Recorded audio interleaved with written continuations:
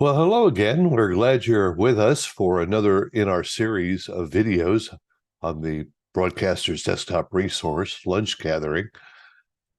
This series is for your benefit.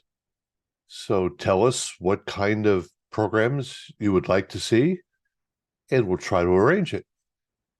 You can also subscribe here on YouTube. Take a look down in the corner, and then there's a little bell, which will even help you further and let you know when we post a new video. At any rate, we sure do appreciate your support. We would like you to mention, if you think about it, the BDR to your friends. We are just about to start our 15th year. I'm going to make a few changes on the front page, and some of the things inside will shuffle about and maybe be augmented, maybe be added to. We got 14 years of articles. We've got 3.5 years now of these videos, and we're making those available with no charge to anybody. Speaking of no charge, one of the reasons we can do that is we have some fine folks like Broadcast Depot that sponsors us. And one of the things that I enjoy is having Mary Schnelly with us. And she is with Broadcast Depot and has some really good things to do for us. Mary, do you have anything special you want to talk about today? I didn't hear back from Tim, and so maybe we'll talk more next week as well. But what's going on at BD? Lots of things going on. Lots of exciting news. I don't know. I don't know what to talk about. We've got a lot of products, some products that some of our competitors don't carry. We've got a full line of audio. We've got a lot of video products. So, Well, and we're a distributor for Omnia. okay, in And, harmony with today's yeah, theme, Omnia is your deal. we're a very grateful dealer of Omnia and have a really good relationship. So Very good. Very good. Well, if you have specific questions about Omnia, you couldn't ask for a better person than Jim Kuzman, who's with us. Even Cornelius Gould, who developed several of the Omnias. Which ones were yours, Corny? Omni 11 mostly, and then some work with the team on Volt. Yeah, yeah. There's a guy who's done the programming. And then, of course, you're going to talk to us about the Chameleon as well at some point, I suspect. Audio processing has come a long way. Think about it. Back in the 40s, the 30s especially, you had an operator who stood out there at the transmitter, and he had his hand on the master volume. And if he was not paying attention, what happened? Station kicked off the air. It's amazing to look at some of the logs of the big 50s and see how many times they actually, because of overmodulation, popped off the air and scrambled to get back up. And the operator dutifully entered it, hopefully not getting fired. Then, of course, we had several products that came along. Probably the most famous of that time period might have been the Collins 26U. Maybe it was the Automax and Volumax, the Max Twins, the state level from Gates. And then, of course, we moved into the late 60s and early 70s. And Mike DeRoe and I put together the DAP 310, the really first multi-band broadcast-oriented audio processor.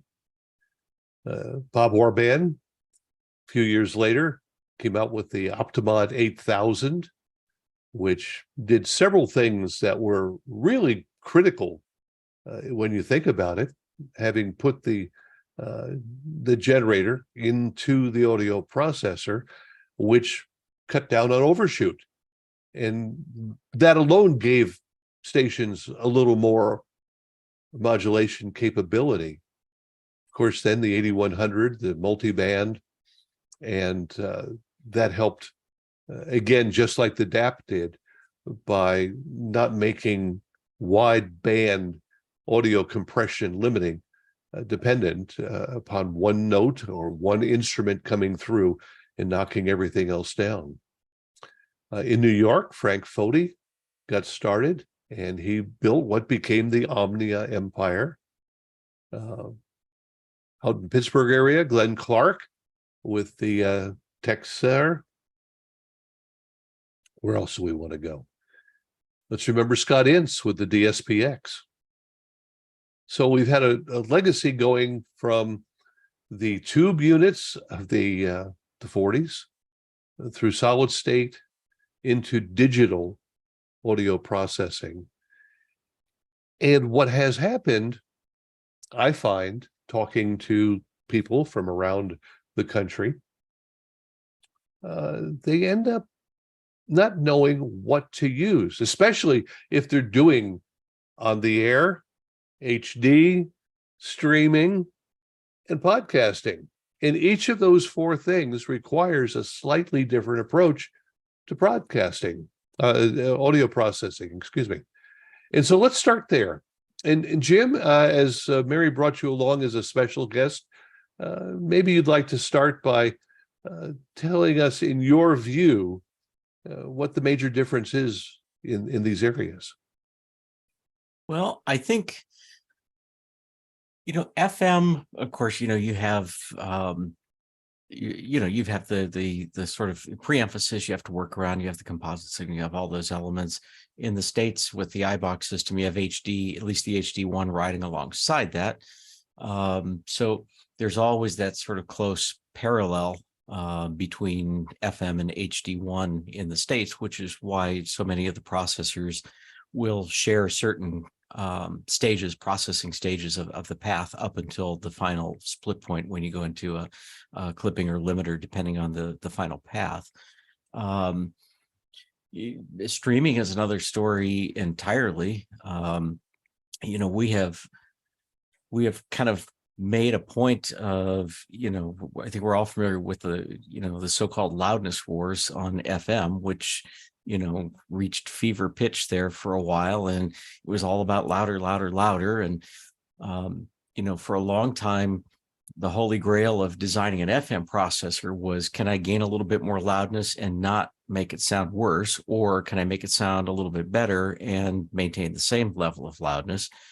But one of the interesting things about streaming is it's kind of reminiscent of what's going on in digital television audio. In DTV, we've been adhering to a minus 23 or minus 24 dB standard for the COM compliance for ATSC 85 or 128 in Europe.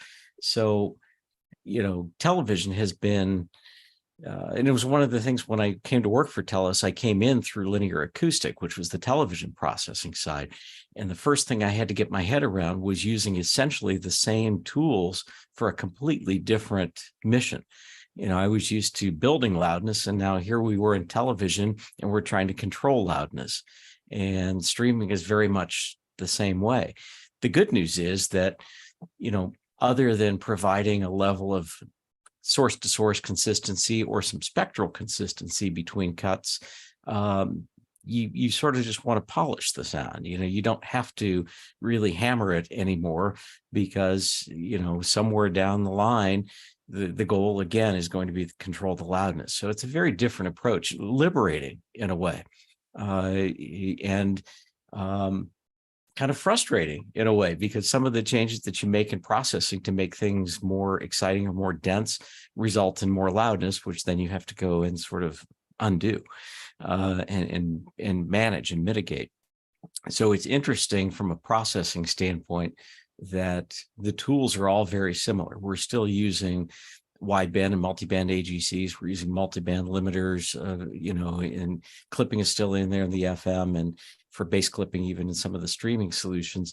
But the way we use the tools You know, the way we're using those crayons to color the picture is radically different from, you know, source to, you know, from path to path.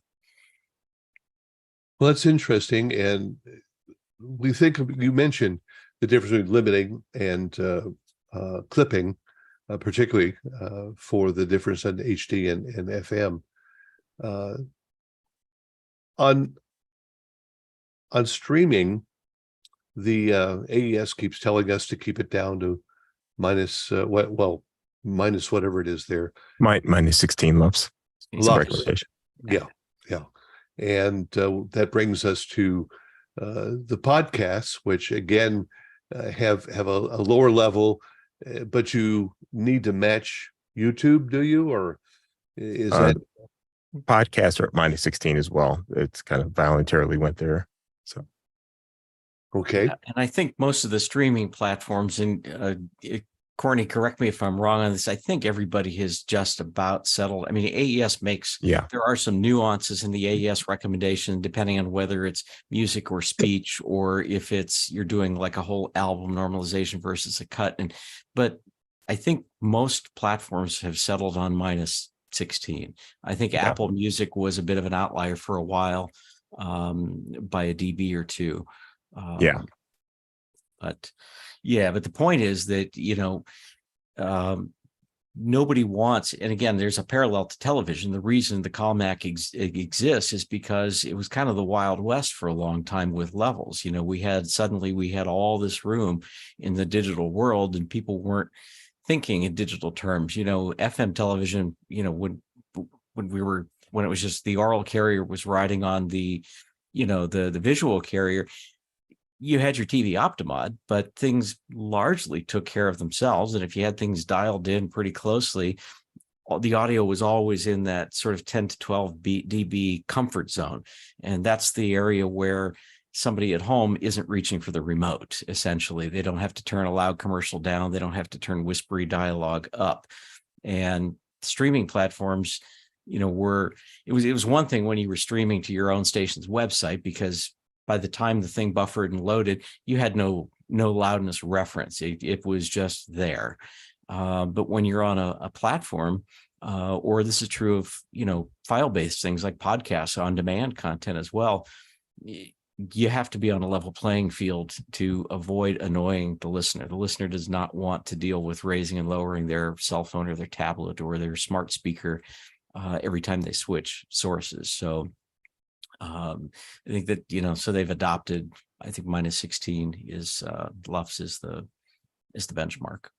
Like many of you, I lived through the modulation wars that Jim mentioned, louder and louder, pushing that 125 over 99.5, pushing audio into the distortion points on radios, or on FM, cheating with the high end. I remember one group engineer who used to offer his guys $100 bonus if they got a citation for overmod.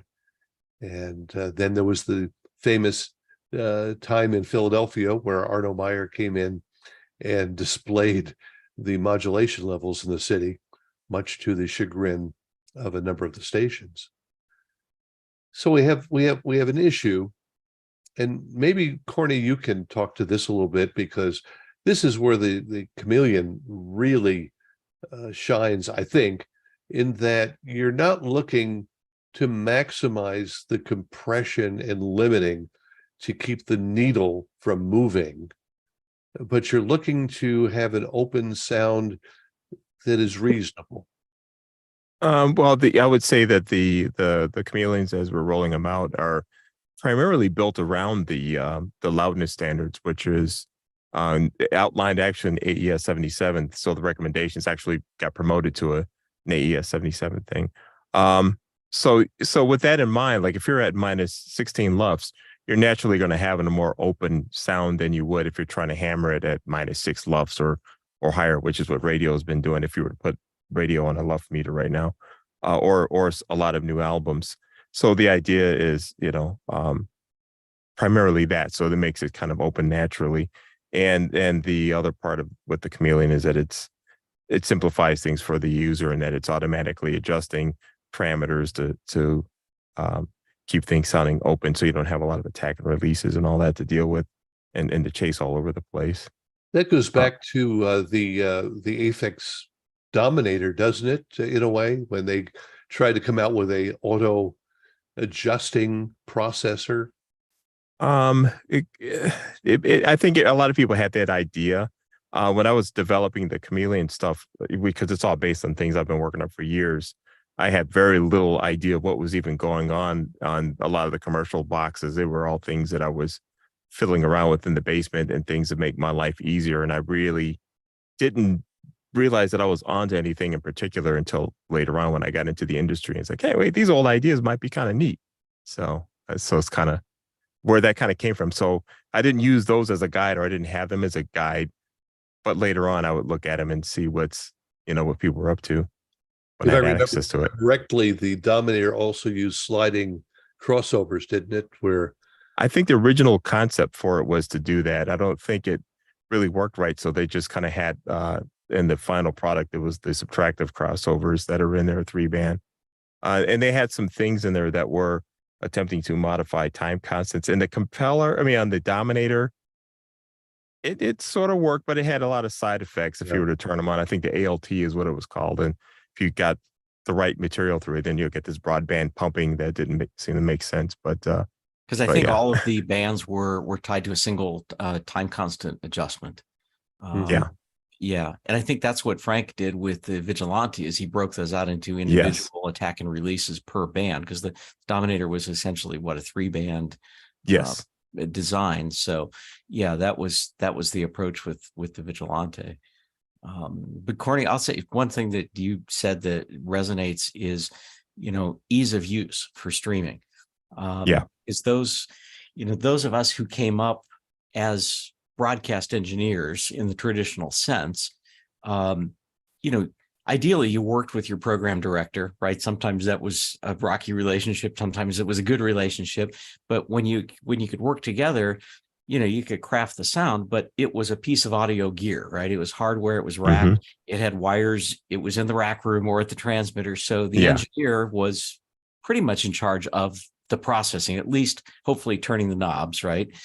And streaming, it kind of depends on where you are. In some places, the same traditional broadcast engineer who's doing your processing for FM and HD is also doing your streaming processing. So they sort of have a lifetime and a career's worth of knowledge, and they know what a processor is and how it works.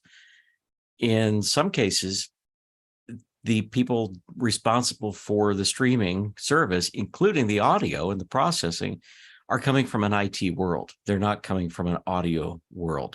So that ease of use, we did that. And Corny, you worked with us on this on Omnia Forza, and you've done the same thing in a hardware form with the Chameleon.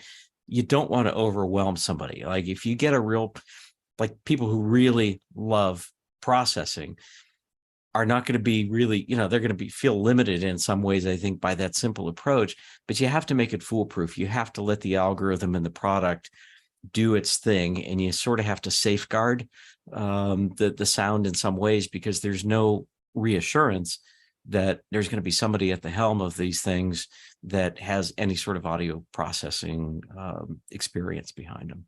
Yeah, well, that brings up, again, the differences. I'll mention Bob Orban again, the first Optimods. Bob's whole background was classical music in many ways, and he wanted purity of sound. He was not involved in clipping and smashing and running and jumping and standing in place. We got Ron Jones at CRL, and man, oh man, did that get loud. On AM, of course, he also had the tilt compensator, but on FM, if you wanted loud audio, even around the time that Frank was getting started, that CRL would scream. I think they said the back knob turned up to 12, didn't it? At any rate, but it was not clean. In my case, the stations that I was taking care of at the time, I looked at the CRL and I liked their mid-band, their multi-band compressor, but I always chased it with something different. Now go back to the DAP, and somebody mentioned here about the DAPs and what were they designed for? Mike Durrell came out of a recording studio experience at RCA. He did not want any clipping. That's why it was just a diode that was in there with sort of a implied warning, leave it alone, guys. And therefore, what he did, think about this, he took the RMS of your audio from about, I don't know, 35, 45% up to 85%. Did we really need to have 100%? Well, that was the modulation war, to see how far you could go. And Bob and Frank and Corny and the others, their time and effort went into analyzing the audio to what they could compress and what they shouldn't compress, and trying to make it so that it sounded open even if it wasn't. Yep. And I think, if you think back to like the 8100, you had a fair amount of control over things, and you could vary that and how hard you drove it, and you had an independent versus coupled control there, and you had the clipper, of course, and but it was, I think it was designed, I don't want to put words into Bob's mouth, but I think the concept behind it was, we're going to give you some control, but we don't want you to be able to make it sound tragically bad. Mm-hmm. And, if you wanted to modify that, and according, we've done this. I mean, you opened it up and you started, you started modding it. You started right, and everybody had their little mods, and some of the secret mods were really not secret mods. Everybody did them, but some of them were really unique. And then you had the Card 5 replacement with Glenn's with the Texar audio prisms, and that optimized the release times and gave you some more control over the bass and such. But it largely, you couldn't go too wrong. I always wondered how painful it was for Bob to release the XT chassis of the XT2, because I think they did that in response to the Texar audio prisms. They didn't want to lose sales to Texar, but they realized that people wanted more spectral control and they wanted more density. And I think they did that in response to that. But given the choice, I'll bet that was not Bob's preferred system. No, in fact, think about it. Why was the Aphex compeller so popular? Why did almost everybody get at least one of them? Because the input to the Optimod, it did not like a wide range of input levels. You need to hit that sweet spot. And again, because Bob wanted you to pay attention to quality. In the 8100, the sweet spot was right about, I'm trying to remember, I think about 10 dB into gain reduction. And above that, the Optimod would switch into a higher ratio. So, those of us that were playing around with the compellers a lot learned that if you can use the compeller to keep the Optimod right about at that point where it was bouncing in and out of that, you got a really good sound, Yeah. Yep. And if you were running in that 5 to 8 to 9 dB, well, that doesn't give you a whole lot of room on the expand end of things. That's not a whole lot of gain increase available to you at that point. You really couldn't use the whole, whatever, 20, 25 dB range and have the sound be consistent. It would ride it, but, the texture would change because the ratio changed once you hit the knee, and at least the compeller, would do that. That was the wider front end and funnel that let the Optimod kind of run in the sweet spot. Yeah, we're mixing AM and FM, and there's nothing wrong with that. But I'd like to bring Brian Walker into our discussion a little bit, because Brian spent years as a station engineer and ran into many of the same things that many of us have. That dichotomy between what the program director thinks he wants and what we know he needs. I used to have a program director who, well, what can I say? He wanted anything from -20 to hit full level on the air, which it's a lot more compression that Jim just talked about. And he wanted the thump. He wanted the boom, boom. He'd drive around in his T-Bird and call me from payphones around, remember payphones? From around town. And every time he told me to turn the bass up, I turned it down. And I finally taught him less is more. Brian, Yeah. what's your experience? Well, there are, I've worked for a few program directors who wanted to see the IF look like a putting green. And, that's just tragic in terms of what it does to your quarter hours and your cumes. People just burn out.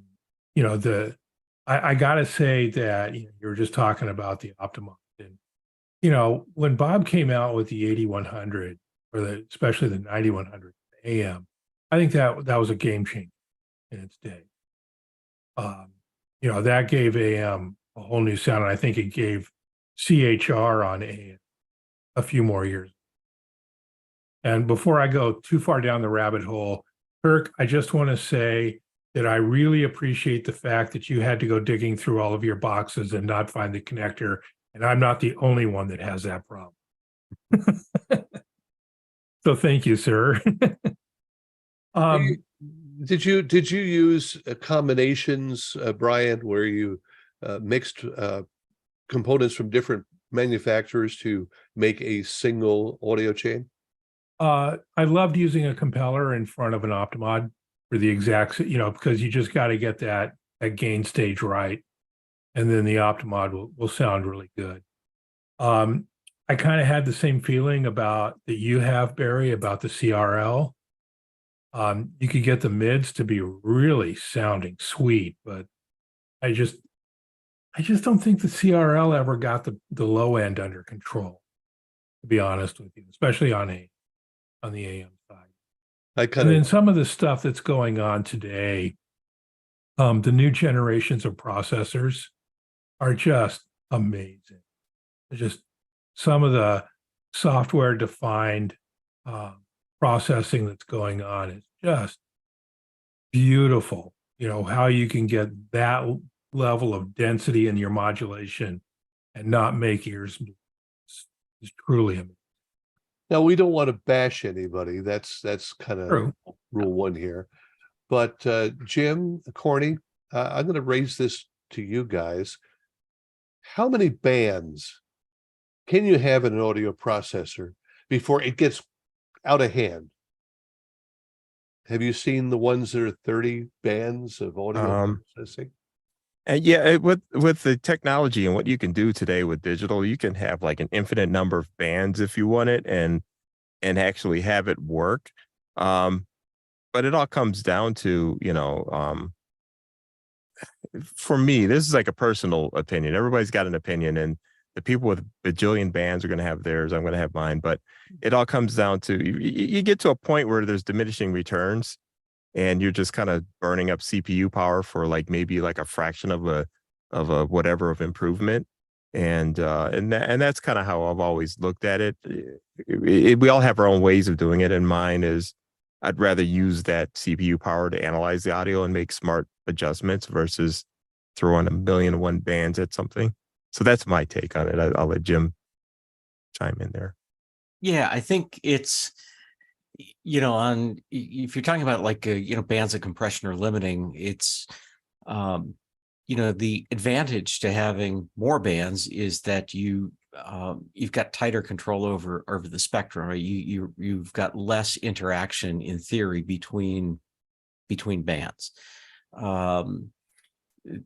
The challenge with it, and I'm not a processing algorithm developer like Corny is, but I would imagine the challenge is that somehow you've got to get those bands to play nice, and you can't have one sitting in a very narrow range radically different from the one next to it, or you're going to get some really unusual and unpredictable effects. And at the end of all of that, it still also has to be well aligned spectrally and in time, so that everybody gets along together at the finish line.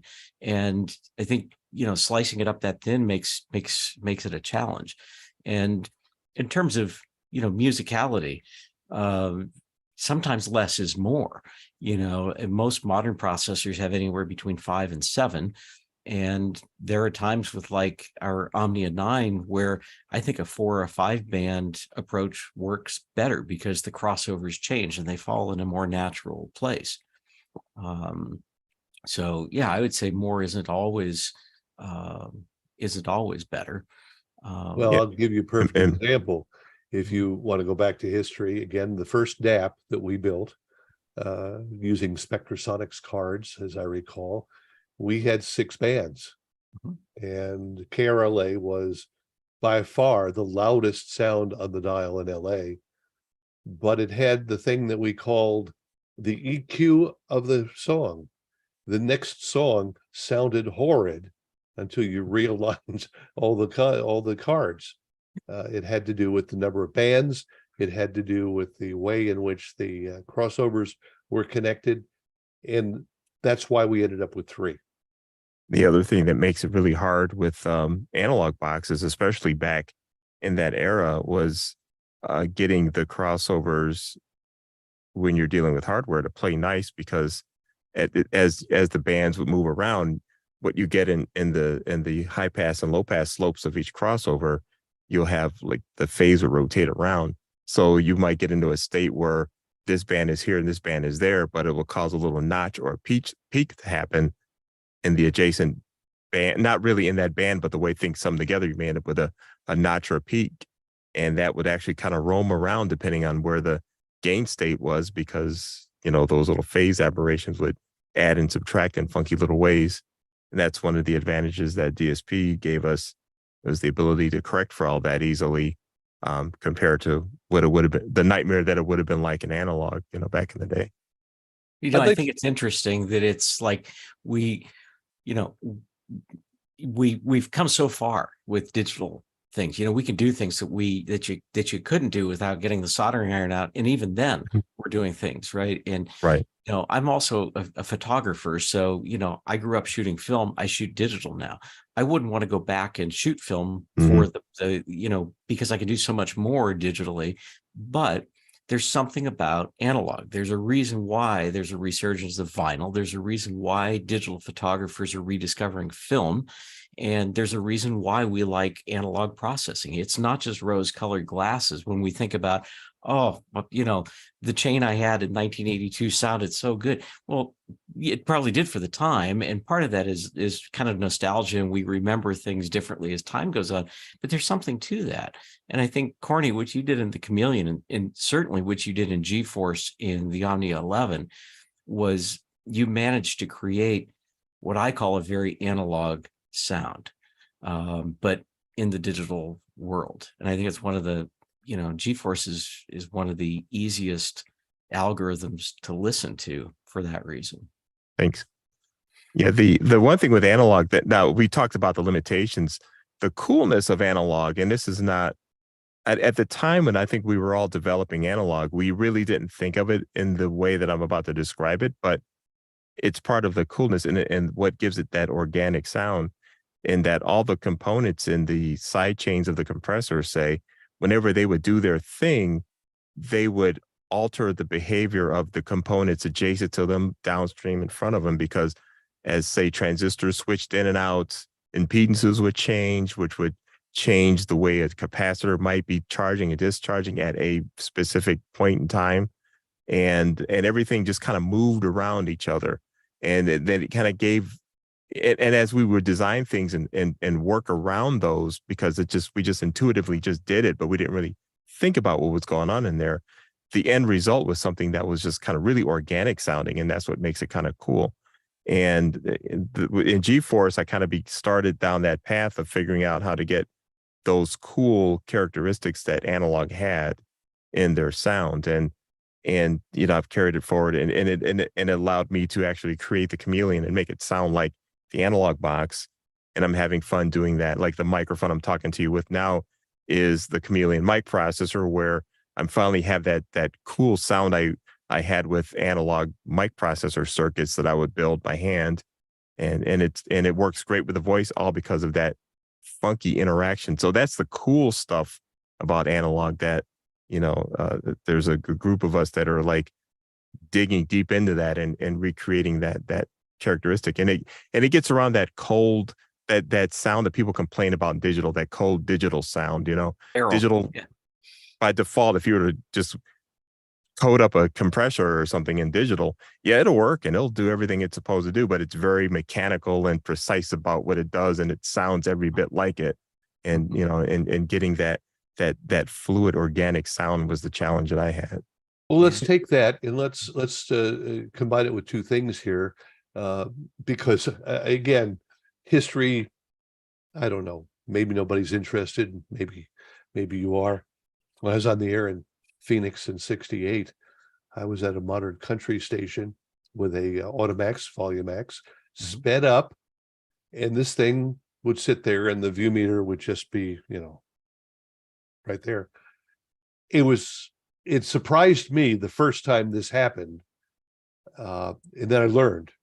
But I had a record with a long fade on it, and some records used to have fades as opposed to cold endings. And the view meter at the power, it didn't change. It just sat there and it was just going and going and going.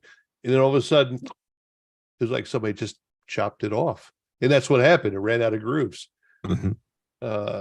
You could talk about the quality of the audio. I talked about the radio station being sucked up the tower. But as we think about these processors, and we think about what needs to happen, what I'd like to broach for just a moment here is the emergence of the processors that were 1/3 the cost of the big guys. Okay. You're going to spend $10,000, $12,000, $14,000 for a current Optimod Omnia. Maybe I'm just way off your list pricing or whatever. But when Scott built the DSPX and Jim Wood with the Innovonics David, which was analog and the DSPX was digital, we suddenly had audio processors in the $3,000 range that could sound almost as much as the big guys. Almost. So I want to talk to that, Brian? Yeah, you're absolutely right. I mean, I think audio processors are a really good example of you get what you pay for. And if you knock out $14,000 for an audio processor station, you're going to get a $14,000 processor. And if you spend $4,000, you're going to get a $4,000 processor. There obviously have to be some sacrifices, in terms of building a $4,000 processor. And if that works for your station, if that works for your economics, great. I'm not going to say anything bad about you for making that decision, because, there are a lot of hard decisions that have to be made in this, and spending money is one of them. I still have a bunch of compellers, and I swear by them. Oh yeah, they're great boxes until the capacitors completely dry up and go. Well, then they don't sound so good. And the butts and the pots start to get crackly. Yeah, and there's an IC that goes in those too. So, all right. Yeah, as long as you leave it in the rack and never touch it. As someone who was frequently put in this situation of trying to persuade an engineer or program director to spend more money on a processor or change brands than less money, I have some interesting perspectives on this that came along over the years. Many of us are of the mindset. It's a great mindset. Look what I can do with a Raspberry Pi. I don't need this big thing or that big thing. I made a phone system with a Raspberry Pi, right? Look what I can do with a Nat Hines processor. It sounds so clean, and it's almost as loud as these guys that we don't really even intend to sound as loud as anyway. And there's a range of other, as you mentioned, lower cost processors that are perfectly good. And if they suit your need, that's fine. It's not a problem. I'll tell you an interesting story.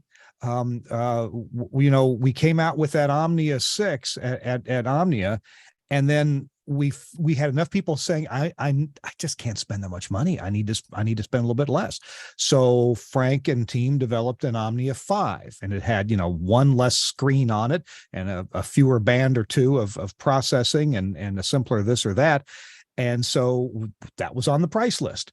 And then one day, this had to be 15 years ago. Denny Sanders, who was the managing director of Telos Omnia at the time, Denny said, "Kirk, we're not selling any Omnia 5s." I said, "Denny, are we selling Omnia 6s?" He said, "Yeah, we can't keep them on the shelf, but we've got like 25 Omnia 5s on the shelf and they're not moving."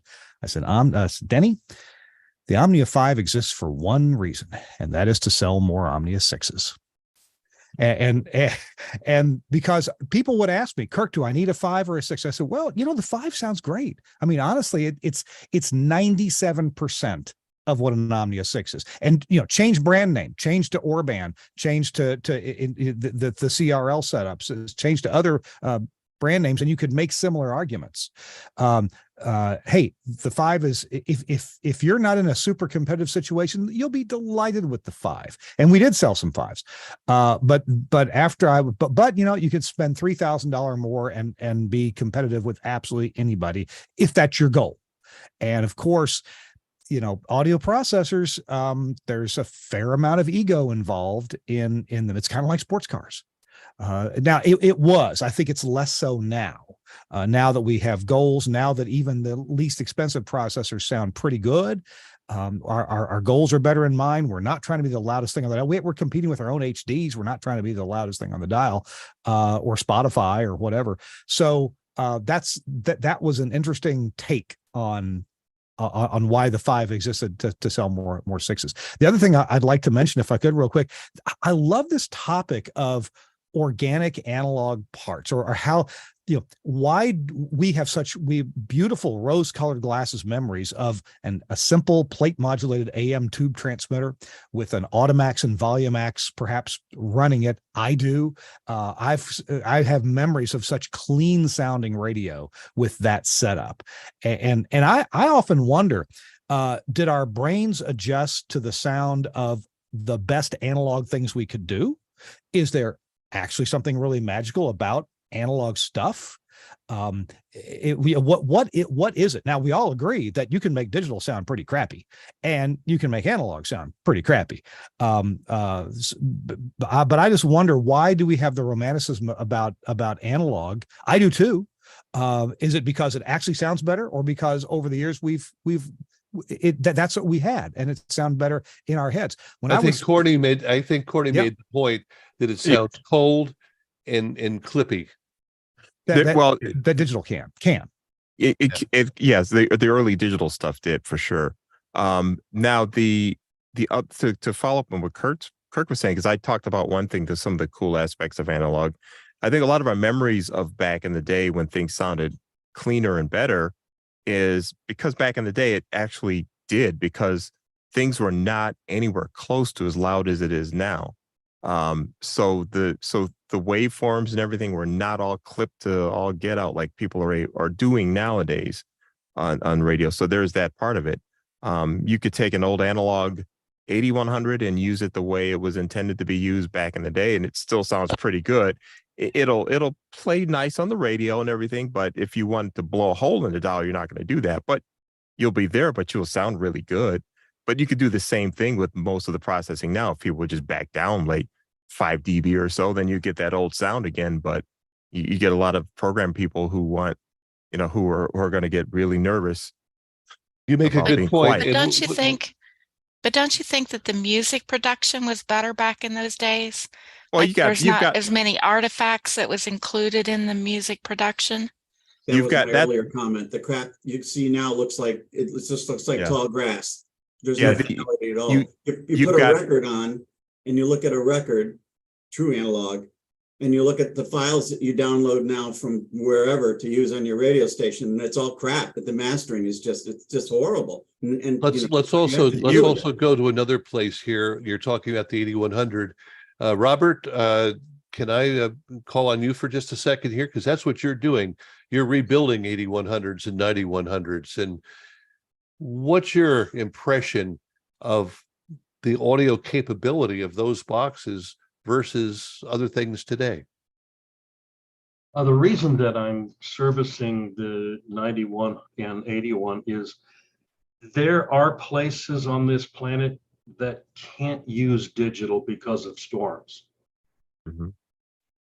And for the guys that have learned how to survive the storms, they're finding and they're using whatever turns on.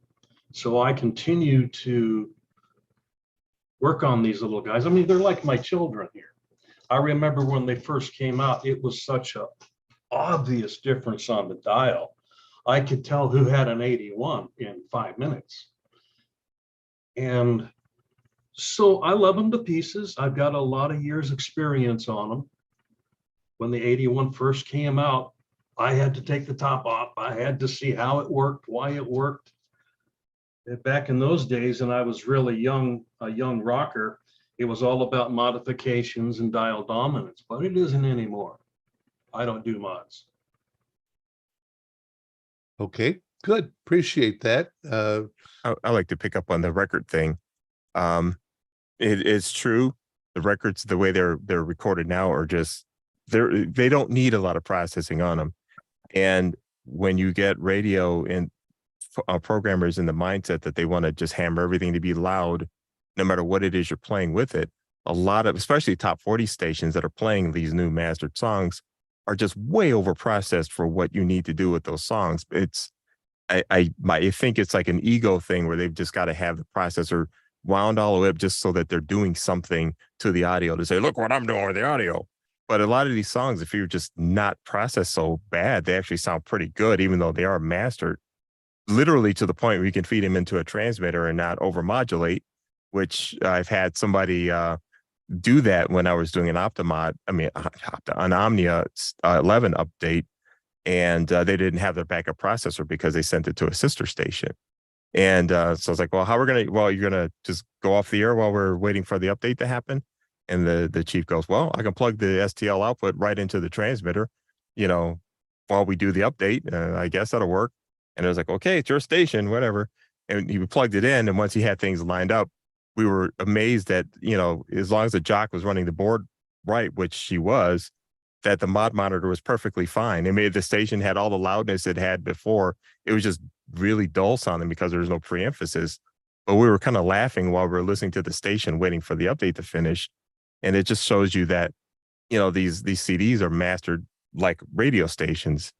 And it really drove home that when you go and do too much, especially on a modern new pop music station, you just kind of you take something that's already smashed the daylights and you just make it worse. And it's what you're saying is what we really need is anti-processing in a way. I think people have to let go of some really old mindsets and old ways of operating and kind of look at what's going on today and make decisions based on the way things are produced now versus just doing the same old things they did 30 years ago. Sure. To follow up with what Corny was talking about, I got to have lunch with Bernie Grundman, the mastering engineer. And back in the day, the mono version of a radio promo 45 was EQ'd differently than the stereo version, because the mono version was EQ'd for an AM transmitter so that the mids were a bit brighter and the record would sound better on the air. And then it was a little bit more flat on the FMs, on the stereo side for FM transmitter. So there were some games being played at the record companies to make their records sound better on radio stations too.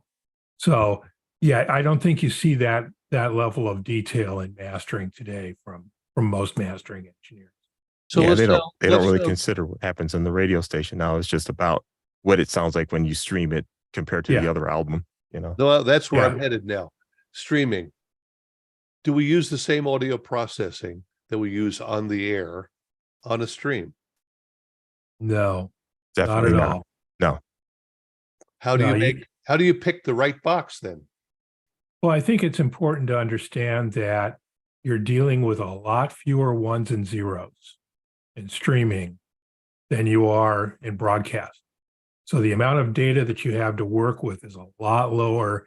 So you got to be a lot more gentle with your processing so that it doesn't turn into square. I think that's one way to think about it. But you can also just think about, well, what's the psychoacoustic algorithm trying to do here?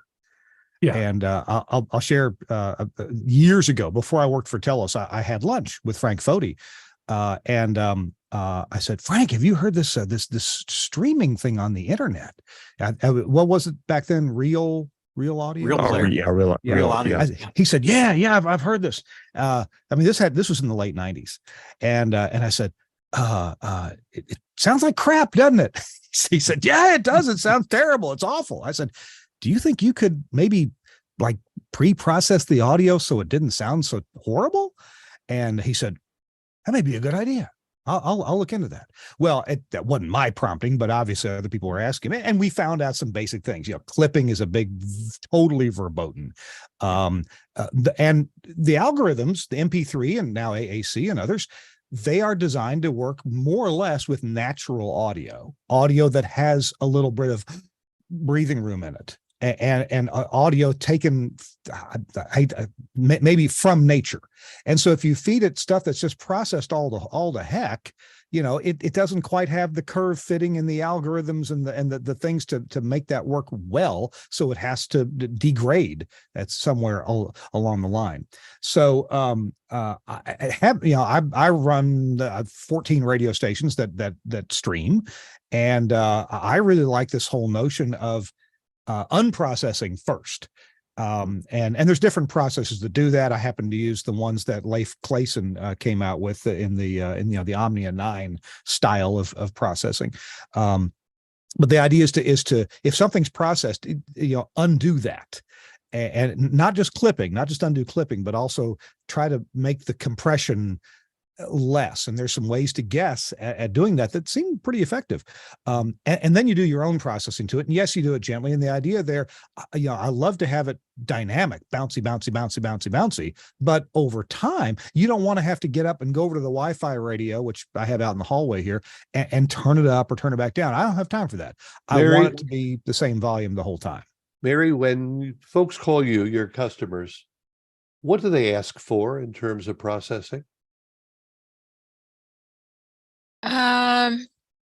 Some of them ask for loudness. I found that in selling processors, it's better to just send a demo, because processing is up to whoever's listening to it. It's subjective. Exactly. Some people want this sound, some people want that sound. And I've just found over the years that just sending a demo, will sell a processor. And I've sent, various kinds, like, I've sent a Volt and an Omnia 9 at the same time so they can hear the difference. With streaming, I've sold several of the Chameleons just sending them a demo. It's all up to discretion. Like, some people, I can listen to a station and have a customer there, and I don't like the sound, but they love it. Is your response to them based on the size of the market or the format or both? It's both. Mm-hmm. Well, and it's also price, because smaller markets, a lot of them can't afford an Omnia 11. They just can't. They don't have the income to support it. So then you have to look for different options, and sometimes they don't need an Omnia 11 because of the format. Well, that's the point. They are a small market and they don't have to be 130%, do they? Exactly. And their competition may be running, a really old processor. So they're not up against competition like New York, LA, Chicago, that's highly competitive on the processing side. And that's part of knowing your customer, knowing the market, and then trying to kind of guide them to where they should go. Because actually there's a lot of options for processing. And it is really personal. And I've been called, and Corny and Kirk will probably attest to the same. You get called in for a market visit, and you sort of every market has a sound, a vibe. Some are really bright, some are really loud, and so you've got to sort of tune for the competition. And there have been times when we've dialed it in and the customer has been thrilled and it works very, very well in the marketplace. And then you take that preset home where you listen and you think, that is not what I would have done given the choice. This is, and every once in a while it's like, I hope nobody asks who did that, right? It's not even processor specific, but you're there to serve the customer, and different things fly in the marketplace. Frank tells the story of when he was at Z100, he had a friend come and visit him in the business, and it was like, I want this sound. I want this sound in my market. And Frank, and he lived in, I don't know, somewhere in the flyover states, and Frank's like, I don't think you're going to like it. I love it. I love it. I love it. So Frank builds the chain, sends the chain, the guy plugs it in and the phone rings. He says, this sounds terrible. And it was exactly what he loved in New York, because the playing field was very, very different, and it didn't fly in his little market. It was way over the top. So it is very subjective and very market specific. If you don't mind, I could jump in on something with when you were asking earlier, Barry, like, can you use an FM processor or whatever for streaming and all that? And I would like to just kind of point out to folks that these processors that are designed for a target medium are really optimized for that medium. So one way to think about it is, can you use an AM stereo processor on FM? It's stereo. Why can't you use it on that? And it's like, well, you probably could, but you won't sound all that great because all the conditions that processor is made to operate with don't exist on FM, and vice versa. And streaming processors are the same way. The medium we're targeting is a compressed codec thing. So everything about the processors are designed to work best with lossy compression, where you're dealing with upwards of 90% or more of the original data is just not there anymore by the time the codec gets done with it. It's higher than that actually for what the bit rates a lot of radio stations are running, like at 64 kilobits and stuff.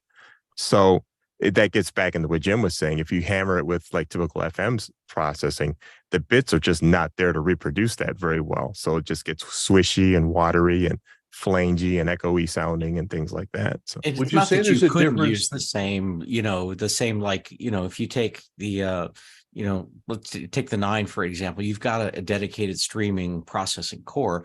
So, all of the AGCs and everything, the limiters are exactly the same as they are in that stage of the FM core. And the 11 was the same way up to the split point.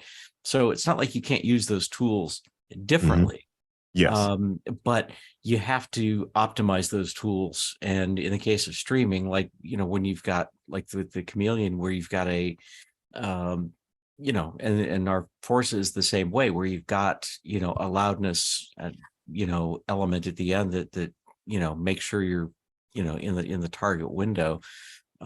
You certainly would you say there's a difference between streaming and podcasts, or is that just a different word for the same thing? Well, there are a few things that are different. There's a fundamental difference in that podcasting is a file-based thing. So you're not in control of what the next show sounds like. It's not going to be going through whatever it is you did. It's going to go through whatever it is the next person did. And that's entirely up to the end user, what order those shows go in and all that. So there's a voluntary element to podcasting that, that I've been in that world with my Rocketry Show podcast, where you want to fit in with what everybody else is doing. So I have all these podcasts that I listen to, and I'll listen to my show against them and make sure it's in the ballpark. They all have their unique sounds, but the main thing is that your loudness matches, so that you're not annoying somebody when the show they were listening to comes to an end and they hit your show and it's either way too loud or way too quiet. Because what we found with the AES groups that I'm in, that, what people tend to do is if it's something is really way too loud or way too quiet, they're just not going to use that source anymore. They're just going to turn it off and move on, and they'll never go back to your source again because you're annoying. So that's one thing there. The other thing is that the production in the podcast, like streaming audio for like a streaming radio thing, is the source is like this continuous linear stream of entertainment that goes, it has no beginning and has no end. And the processors work fine in that because that's the world you're in. A podcast, the processing tools are very different. Where using like by default like a Chameleon or something like or Forge or something like that would probably be way overkill for a podcast, because podcasts are kind of produced typically like albums are, and that the people who really polish their game, those shows are done in multi-track, and each track has whatever tools it needs to make the person that's on that track, whether it's a guest in an echoey room or whatever, sound the best it can. And then they mix that down into some generalized thing where they hit a loudness target, but all those decisions are made in the multi-track world versus something downstream that's, compressing and limiting all that stuff. Yeah, you can do that in Adobe Audition very effectively.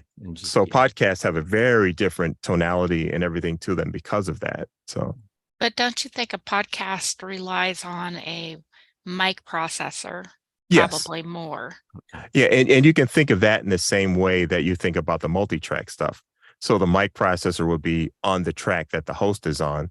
So that sounds good. And many people will follow it up with other plug-in tools to kind of get it into the ballpark. Like I do that. I have quite a bit of processing on the mics when I do the show. There are a few plugins I add to it just to kind of sculpt it a little bit, because not everybody has the same, like my guys were not in my studio. I gave them mics and things on their end, and I get a version of their audio that I can sweeten up with plugins, and everything is made just to kind of make everybody sound like we're in the same room together, even though we're not. We're thousands of miles apart. And that's so typically kind of the processing's pre-production versus most FM of it, where it's post-production. Right.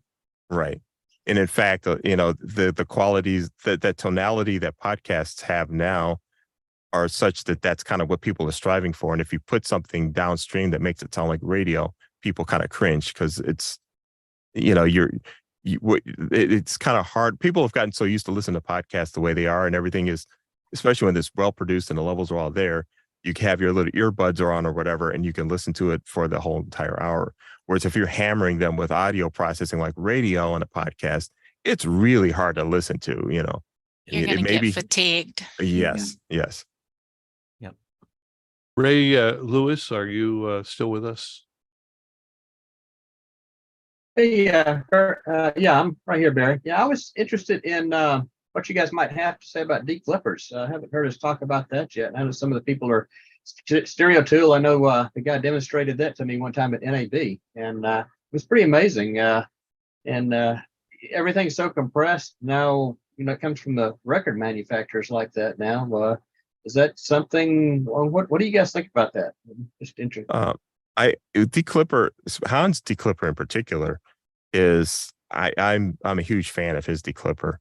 The way I use it is, if the record companies are using a lot of clipping in songs, which they did a lot in the aughts, late 90s into the aughts, where they were just overdrive and A to D converters and all that, just the square wave things. It works great to bring life back in on that. Today's music, there's some clipping that goes on specific things, usually on drum tracks, but a lot of look at stuff that goes on instead, where the declippers won't help you much there. But it does help to bring back life to percussion in those songs, because on the newer music, percussion tends to be, they'll just clip them and it just sounds lifeless. And declipper does a wonderful job to bring the drums back out, and it sounds more like it's supposed to, in my opinion. The other place I use declipper a whole lot is during my podcast, where you get a guest, where most of your guests are not audio people at all. And I'll spend 45 minutes just getting them in the ballpark. And if all that's left is some clipping and they just can't figure out how to get rid of it, I was like, okay, whatever, I'll just deal with it. And I'll just pass it through declipper, that one track, and it sounds like normal after that, so it's a great tool for, all kinds of, things like that. Yeah.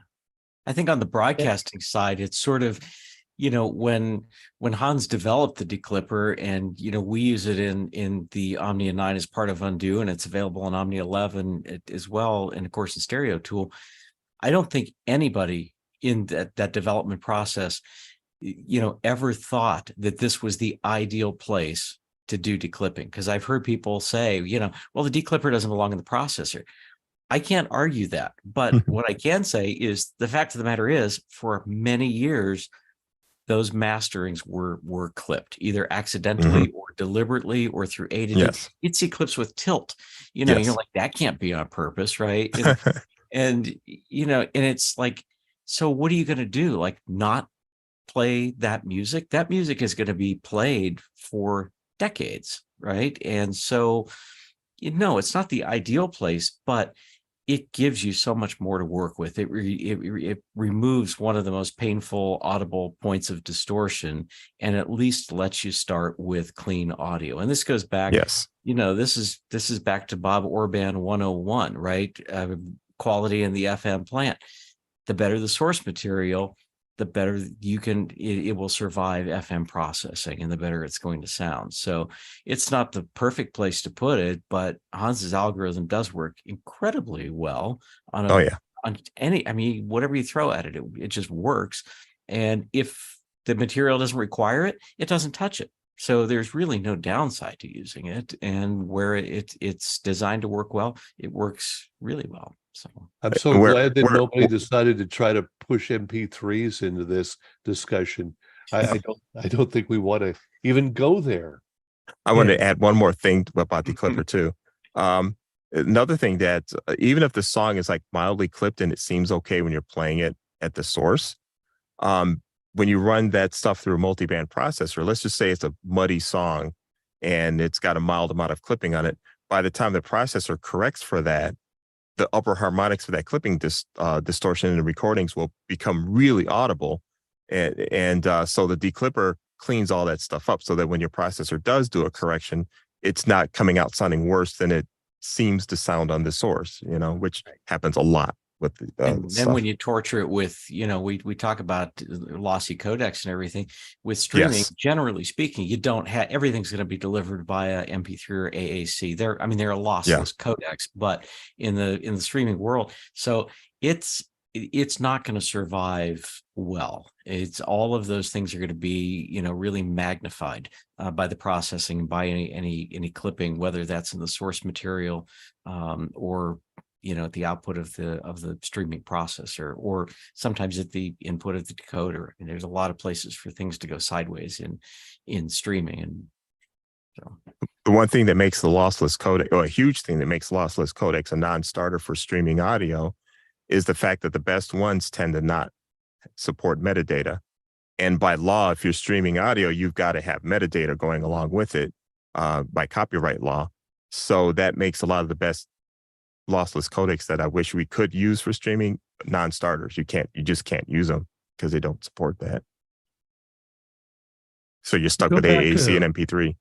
To go back to broadcast for a moment, Barry, let's talk about AM processing for a minute. Sure. Before you buy a new AM processor, I think that every engineer needs to devote at least one night to going out to the tower base and finding that big white box that's been bolted to the concrete and opening it up and seeing what's inside. And if you tune your tower, you can probably so vastly improve the sound quality of your station, you may not need to buy a new processor. And the funny, in AM, it's a dramatic difference depending on how well your antenna is tuned. And FM has a similar thing where your audio, if your antennas are not tuned right or they're not installed right, you'll end up with fuzzy sounding audio or even multipath. And you'll end up with standing waves and coax. And the secret to good audio doesn't stop with processing. I mean, you have to really look at it as a systemic process. And that goes from source audio to the console to the STL to, you know, all the way through the transmitter. It is end to end. You can't drop $15,000 on a magic processor and hope that it fixes a misaligned transmission path or, you know, badly ripped MP3 audio going through a compressed codec. It's not going to work. It doesn't work that way. And all these variables mean that each facility has an inherent sound that it has that you just can't get rid of. And I never thought about that until the age of clusters, where you got hold of that station that was your competitor, and they always sounded like crap. Don't these people know what to do? And, oh, we're going to get that station. I'm going to make it sound great. And no matter what you do, processing wise, you can change the boxes out. Each facility has a fundamental sound to it based on all these variables that are there. Unless you go and change it end to end from studio to antenna, you're going to be stuck with that sound, or limitation. And there are people who swear that certain FM frequencies sound better than others. I've heard that. Well, one of the great things about going stereo on XTRA was the dramatic improvement in the antenna. Mm-hmm. We had a wonderful improvement with Con Stereo. The stereo sounded good, but the station just basically sounded so much better when the antennas were working properly. Yep. And there's not supposed to be a big crack in the capacitor on the ATU, which led to us the NRSC. Yes. Because stations were going even beyond the 75 microsecond curve. They were screaming hot at the high end. Yeah.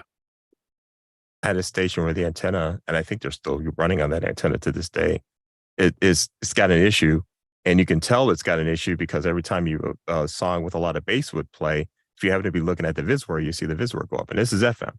And which means it's happening all the time and everything else, but the bass is sustained enough that you see the VISWR creep up. And then that explained why you're driving along and, bass notes come in and the station suddenly gets really fuzzy, more than the typical effect you get from driving around on there. So yeah, everything matters in an FM and in a radio station, period.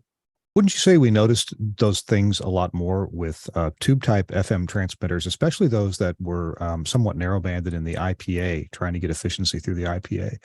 Certainly, I've put processing on some stations that had and nothing against Continental, love Continental transmitters, but man, some narrow banded tube IPAs there that change characteristics with temperature quite a bit.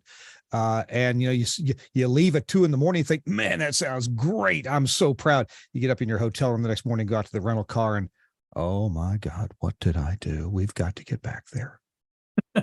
It gets back to that's one factor in the link that could be an issue. Mm-hmm. Yeah, I had if remember the technique of putting your oscilloscope on the MPX and the and the dioded sample, in the line, and doing a Lissajous pattern and trying to flatten the response there. And oh my goodness, I had a station in East Kentucky that had terrible multipath, and he wanted me to go adjust the processor to fix the multipath. Yeah, right. Okay. So it was a BE transmitter, that half wave cavity, and it was just badly tuned, and there was all kinds of AM noise, and I just tuned out the AM noise, a little bit less efficiency, way better bandpass. And he's sitting in his car 8 miles away. It sounds great. What'd you do? Tune the transmitter. Mm-hmm. Yep. I think there's probably a law that ought to say that nobody could listen to an audio processor being adjusted for more than 20 or 30 minutes. I think you have to give your ears a chance to recover. I think that as Mary sends you a set of processors to demo, you need to listen to it, and then you need to walk away and come back later. What tells you a lot is if you're going to listen to it for a while, just have it quietly in the background while you're doing other things. Because if there's something not quite right, you will hear it that way versus when it's up loud. I mean, I don't know how many times that something quiet in the background and there's a problem, and I've been trying to figure out what it was and I couldn't, but the second I had it quiet in the background while I'm doing something else, the problem would happen. It's like, that's what's bothering me. Yep. And, Or listen through bandwidth limited speakers, speakers that don't have a lot of low end, because that's a great way to hear what bass is doing to the rest of the spectrum. And I don't know, Yeah. Corny, maybe you're not, I will admit openly that I'm guilty of not following my own advice, because I think, Barry, you're right. You know, give your ears a break, but sometimes you're like really grooving, like you're making a preset that you're really into it. And like everything you do is like, oh, that's much better. That's much better. And then, 11 o'clock at night, you shut it down, you go back to it the next day, and you're like, this is crap. Yeah. I should have walked away from this at 6 o'clock yesterday, not 11 o'clock. And, and that's why when you make changes, you know what? Save it as a different preset. Don't make 35 changes and then save it, because you'll have no way to go back. And 9 times out of 10, you'll want to go back. So, yeah. Yes. I got a question about the FM fidelity with VSWR. Are you guys talking like a ring stub? I've heard this for years, that you can improve the antenna. And I guess if you had a ring stub that was really narrow band, maybe 100 kilohertz or 50 kilohertz or something like that, versus like a slant V or rototiller or something like that. But it's always perplexed me. It seems like if you get above a 1.5 to 1 VSWR, you can have other problems for loss of fidelity. And it sounds like what I hear, Kurt was talking about the transmitter having a high Q. Well, I guess the antenna could have a high Q too, but it seems like are you talking or about worse yet, all of the above? Yeah, if there's transmitter system induced, and system would include filters, combiners, antenna, AM noise, AM synchronous noise. So the power level changing at the receiver based on the modulation or the deviation away from the center frequency, then that's a very bad thing. Then you get AM synchronous noise that's induced by the transmission system. Well, listeners have a tendency to take a break. When they find something fatiguing, they tune away. And they don't know why, but they sure do. They sure do. Exactly. Yeah, they couldn't put their finger, we might be able to say, well, that's clipper distortion, or that's intermod, or that's, whatever, and recognize that as undesirable. But I mean, I think we've all experienced it. You're just listening to the radio, and you're listening, and all of a sudden something clicks in your brain, and you said, I can't take this anymore. Yeah. And there's a tipping point, and it's a little, part of, I think, the subconscious layer. We don't know why things irritate us like that, but at some point you just like, and you don't want to give them any more reasons to do that, because, they come back, right? I was gonna say, the last thing you want them to do is to find relief when they punch away to you and go to the competitor, and they kind of go, and they don't know why, but they're, this is. I wonder if I can get Corny to say anything further about something that I've complimented him on before, and that is that, if you build a compressor or a limiter based on textbook specs and operation, it's going to sound a certain way, and that may not be the way that our ears want to hear it. And one of the problems with analog processors, despite us working hard to overcome the weird individual problems and nice benefits of analog components, is that the different sections of a processor don't really talk to each other. And Corny has explained to me that one of his little secret sauces in his Chameleon processor and in GeForce was that he can have like a master overriding in intelligence thing, where if this section's doing a lot of work, well, let's back off over here. We don't need to do a lot of work in two places. That's just going to ruin the sound. And so, as a listener and not a developer myself, I must say the first time I ever heard Corny's GeForce algorithms plugged into the Omnia 11, my brain just got real happy listening to the song. My brain said, that's the way I've always imagined this song should sound, even though I know it's processed. I know it's affected from the original. It's affected in a way that makes my brain happy. And so there must be something with timing and just the pulsation of the song in rhythm with whatever my brain wants to hear, and hearing little things I didn't hear before. I wonder if, Corny, if you could tell me about how psychoacoustics and timing can play into designs now that we really couldn't do with analog designs. One of the things that's fascinated me from the very beginning of me getting into making audio processors when I was a teenager is the fact that is how our senses work. And the way we see and hear the world has nothing to do with the way the world is in reality. Case in point, in our brains, before I go into my case in point, our brains have the ability to adapt and adjust itself, or our senses, to match what we expect to have happening. So there are blatant ways you can see how that plays out. And one of which is, if you take the visual stuff, because it's easier to talk about visual things because English is very visual based. If you were to not white balance a camera and you take a picture inside your house, in your room with the indoor lighting, and you turn around and take a picture out of the window, you will see the picture out of the window is like super blue. And we say, oh, you didn't white balance the camera right, so you got to get the camera to get the scene to look right. No, what's really going on is that when you're looking in your room, your brain white balanced to the light in the room to be what you expect white to be. And the second you look out of the window, you tune out the blueness of the atmosphere of the world, because the way the camera's showing you that really blue view of outside, that's what it really looks like outside. And the camera is just showing you what it really looks like. So our brains are constantly changing what we're hearing and seeing on a moment-to-moment basis all the time. So with that in mind, there are things you can do to audio where you can make it happen so fast that whole system of tuning doesn't pick up on it, or have it happen so slow that those same adapt processes don't pick up on it. And it's a matter of how do you play that game when you're manipulating audio to make it come across to the ear to sound what you're expecting to hear. So that's kind of like, that's where I come from with processing. And it's kind of like where all these ideas of the adaptive things happening is to get the processor to try to behave in a way that it does things in the way your ear expects to hear it. So that's kind of where I come from on that. And I don't know if that's exactly what you're asking for, but it's like but not going into any deep discussions that can go on for hours and hours. That's kind of where I start from.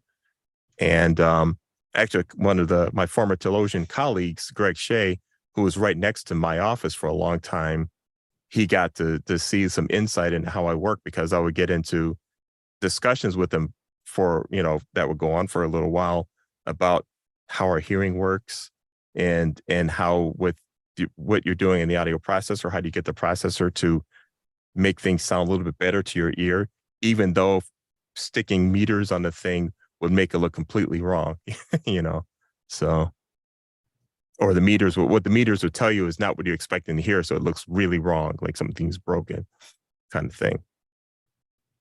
And that's because electronics are seeing the world as it is, or, like one of the things that you get with like the loudness controllers, for instance, the LUF system has been the biggest improvement in accurately showing you a difference between loudness, because it takes into account that the frequency response of our hearing sucks. So what sounds flat to us, like a song, means in our minds, we draw a flat ruler line that this is what it sounds like. It's beautiful. Reality, the bass is way up like 25, 30 dB, and the high is almost all the way down. And that's how the electronics sees what we like to hear. So that's where the wideband compressors and stuff have a hard time with a lot of the music, and you hear pumping and things. You're going, oh, that's all wrong. No, the wideband compressor is just seeing it the way it is. Yeah. And it's making decisions based on the way it is, but that's not what we want, because that's not how we're hearing it. And that's why the BS 1770, approximation or the metering standard is endeavors to approximate the way we hear, and gives more value and weight to frequencies to which we are more sensitive, and less to those that we tend to just not be very sensitive to. And one of these days, very soon, Corny has promised to deliver us a little article comparing some of these software meters that you can use. Barry, what I was going to call you offline about, because I was thinking about this, is I probably should do a luncheon thing with you and just run the presentation I gave for the public broadcasters at the NAB this year, which is explaining all that stuff, LUF meters and what that means with the VU and all those. Yeah, let's schedule that for next month sometime. Because I've noticed in the chat there was like a long discussion on LUFs and what this -16 means and all that. So, and that's not an unusual discussion, which is why I did that. There's a lot of questions about that.